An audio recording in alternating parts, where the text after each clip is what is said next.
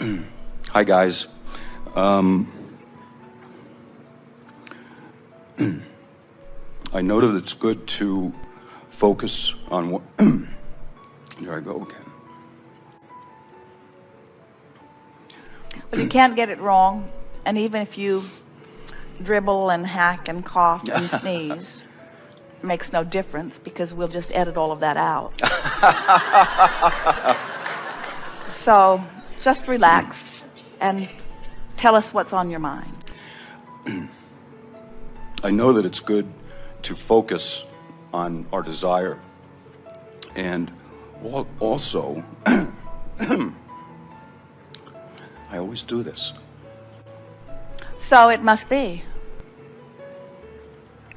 So our friend would say, I don't always do this, I don't always do this, I don't always do this, I don't always do this, which is sort of the same as saying I do this.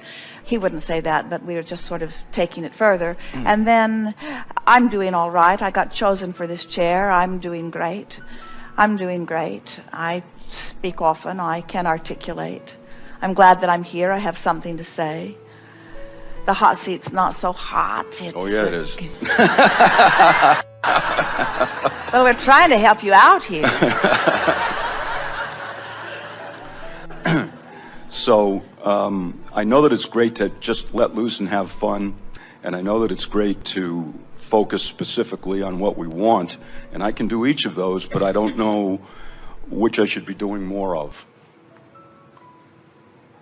In other words, spend more effort and time, not effort, but more time focusing specifically, or more fun, or more time just having fun and letting it all hang out. The big answer is, the more time you can spend having fun and feeling good, the more benefit that you will bring to yourself. But you all have limits. In other words, some of you say, well, I would like to just always be on a cruise, but I have the limitation of time, or I have the limitation of money, or sometimes I'm expected to be other places, or I need to make a living. And so the rule of thumb is, be as specific as you can be and still feel good. We would far rather, you see, when you understand the three-step process of creation, which is step one is ask. And life just causes that to happen. You don't have to put on your things to do today list, I'm going to ask for what I want, or I'm going to do step one, because life just evokes step one from you. Life causes you to ask for what you want. And step two isn't your job at all. Source answers. That's this vibrational escrow that we've been talking about in all of these days. In other words, when you ask, Source not only gives it to you, but becomes the vibrational equivalent of it. Step three is, I must put myself in a place that I can allow what I'm asking for. And so that means the conscious effort is upon allowing, which means the question that you ask, if the conscious part of this three-part equation for me, if what my work is to allow, then anything that causes you to chill, anything that makes you feel relief, anything that makes you feel good is of benefit. So we watched Jerry and Esther. They go down to the cliffs at La Jolla in California near San Diego, and they lie out on the cliffs. It is the most beautiful place where the land meets the sea. They are certain of that. So they're looking at this beautiful water, and they are laying on these rocks, and they are there with the singular intent of doing nothing but basking in the beauty of the moment. And so they go, and they feel the warmth of the rocks, and they lie on the rocks, and they put their faces to the sun, and Jerry tickles Esther's arm, and Esther tickles Jerry's back, and they bask, and they bask, and they bask, and they bask for about 15 minutes. And then Jerry's fingers begin thumping on the rocks as he starts thinking he'd like to write something down, and wants to know if Esther brought paper and a pencil in her purse, and Esther was smart enough to leave it in the car because she knows that he'll go to work on something. And then she'll say, I really like it when you tickle my arm for just a little longer, and she can milk another 5 minutes maximum out of him before he cannot stand it, because there is this wonderful dance between asking and receiving, and asking and receiving, and asking and receiving. In other words, it's not that there is only pleasure on the rocks. There's pleasure and allowing in a lot of different places. You have to define for yourself what activities you are participating in are giving you the benefit of releasing resistance, and what activities are causing resistance. In other words, even with Jerry and Esther, Esther could lie there longer resistance free. Jerry does not have the capacity to lie there very long resistance free, because there are other things that he then begins to want to do. So there's no right or wrong answer to this. You just have to want to feel good and keep moving in the direction of what feels good. If something is of interest to you, you're in alignment. If something's fascinating to you, you're in alignment. If you are blissed out and basking in the sun, you're in alignment. There's no right or wrong activity or word. Well, if, for example, if I walk my dog on the beach, it makes me feel just great. I mean, I'm just joyful. And so if I'm deciding, okay, what should I do? Should I sit here in my chair and focus clearly on what I want? Or should I use this time to take my dog for a walk on the beach and feel blissful? Here's the thing that we think you're getting at, and we can give you a very concrete answer that will satisfy you. When you understand that step 1 and step 3 are different steps, in other words, life is causing you to ask, and then anything that you can do that causes you to feel good is the allowing stage. That's the first understanding that is most important.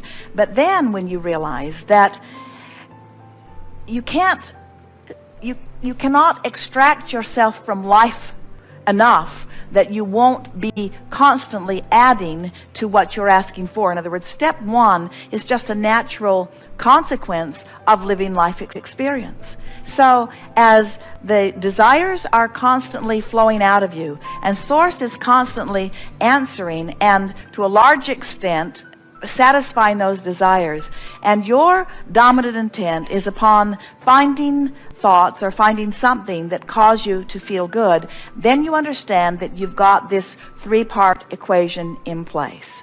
Now here's the thing that we really want you to hear. When you understand that your natural state is one of well-being, and that if you weren't doing those things you do that keep you from that natural state, you would be there. So now you start being more and more sensitive to the way you're feeling, so you catch discord at the more early subtle stages. Then you begin to have more hands-on molding of the clay, so to speak. It becomes this managing of the contrast, not a trying to get rid of contrast, but a managing of the contrast, the making peace with where you are and doing your best to lean in the direction of the things that feel better to you. So we said to you that we've offered endless processes, and we want you to realize that the power of those processes, the power of every process that we've offered, is about releasing resistance. It's about letting yourself then finally, at least for this moment, be a vibrational match to all of the things that are waiting for you in your vibrational escrow. People often think that to be a deliberate creator, that they're thinking the thought. In other words, now I've got myself in this place of allowing, should I think this thought so that I can more quickly create? And we want you to realize that the creation, this is the thing that you're not hearing and that most are not hearing. The creation is done. The creation is done. The creation is done. So any conversation that you have about it, or any focusing that you have about it, is not about step 1ing. It's not about recreating the creation. It's not even about amending the creation. All of that effort about thinking about it, about getting more deliberate about it, all of that is about you training your vibration to match what's already happened for you. Can you feel the difference? In other words, when you get it that it's already done, and then you say, all right, I'm going to do affirmations, or I'm going to make lists of positive aspects, or I'm going to sit and concentrate upon what I want, or I'm going to get inside of it, I'm going to script it, I'm going to be more detailed about it. All of that effort that you're doing, all it's doing is you training your vibration to match what's already over there. And so the distinction that we're wanting to make, we know you've heard this from us before, we've said it on many occasions, but the distinction that we want to make with this leading edge question that you're asking here is that We want you to say with us, what I want is done on a vibrational level. It is. What I want is done on a vibrational level. What I want is done on a vibrational level.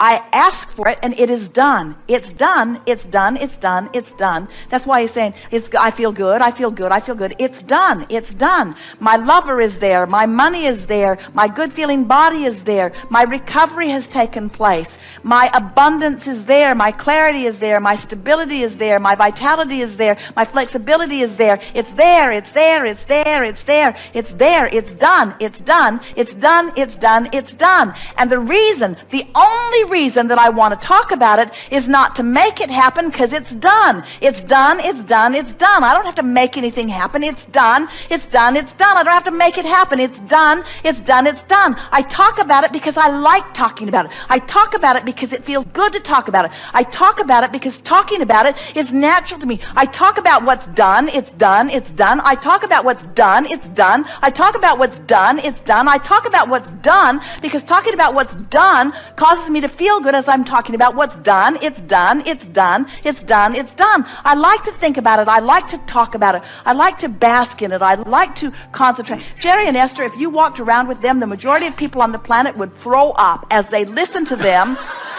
They'll get hold of something that is pleasing to them and they'll just repeat it back and forth to each other endlessly all day, all week, all month, until they find some other thing that most people would say, enough already, give it a rest. But they just milk it and milk it and milk it and milk it. Something funny will happen and they will just bring it up to each other over and over and over and over and over and over again. Because any excuse that you can use to hold yourself in that place of feeling good lets you then be the fuller receiver of what's done, what's done, what's done. But don't do any of these processes to make something happen. It's done, it's done, it's done. Don't do them to make them happen. Don't do them even to get it. Don't do it even to get there. It's done, it's done, it's done, it's done, it's done, it's done, it's done, it's done. You are in your physicalness, you are so insignificant in relationship to what's done. It's done. Do you realize the worlds you are creating? Do you see your vibrational escrow? We do. It's done and it's magnificent and it's done and it's magnificent. It's done. It's done. It's done. It's done.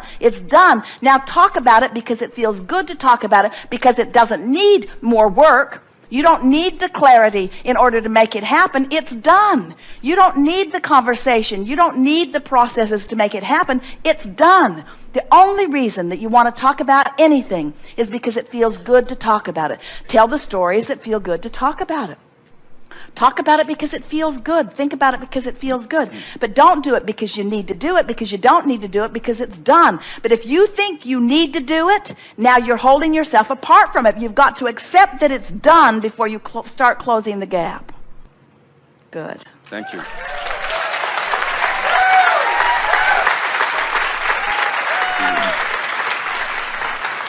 Now that was worth choking over for a little while, wasn't it? Absolutely. Absolutely.